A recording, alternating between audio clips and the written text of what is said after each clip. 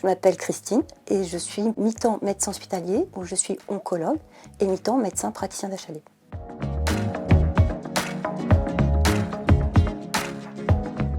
Alors l'HAD c'est un hôpital, mais un hôpital sans mur, c'est-à-dire que le patient, sa chambre, c'est chez lui, dans son lit, mais les médecins et les équipes soignantes travaillent comme dans un hôpital, en pluridisciplinaire, et les patients sont de toute nature comme un hôpital polyvalent. On a autant des nouveau-nés que des personnes âgées, et on a tout type de pathologie, mais on se différencie du domicile classique parce qu'on a des patients compliqués qui sont de nature hospitalière. Si le patient n'était pas en HAD, il serait à l'hôpital.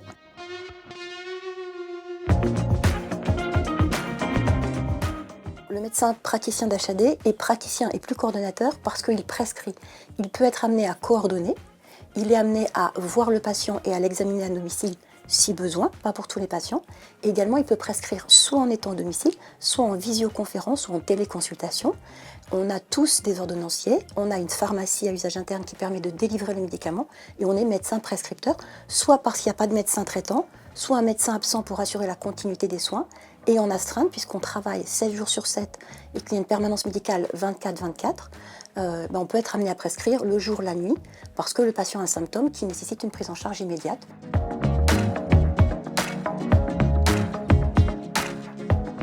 Comme je disais tout à l'heure, on a tous les modes de prise en charge. Ça va du bébé à la personne âgée.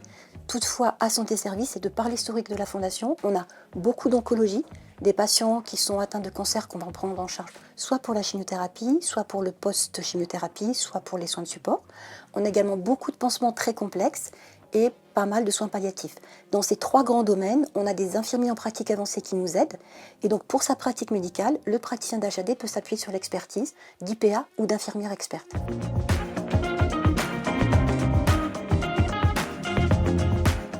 Alors pour être un bon médecin praticien d'HAD, ce médecin peut venir soit de l'hôpital, soit de la ville. Il n'y a pas un profil plus adapté. Toutefois, ce qui est important, c'est que le médecin qui vient en HAD aime travailler en équipe avec ses collègues médecins d'HAD, mais également avec les autres professionnels, infirmiers, aides-soignants. Il faut qu'il aime travailler avec les autres, qu'il ait des qualités relationnelles. Et être médecin praticien d'HAD, c'est un peu comme un enquêteur, un Sherlock Holmes. Il va y avoir une problématique médicale à domicile et le médecin va aller chercher des informations médicales auprès de ses collègues hospitaliers et de ville, également auprès de la psychologue de l'assistante sociale. Il va devoir faire alliance avec l'entourage du patient pour prendre tous ces éléments et faire une proposition de la meilleure solution médicale pour le patient.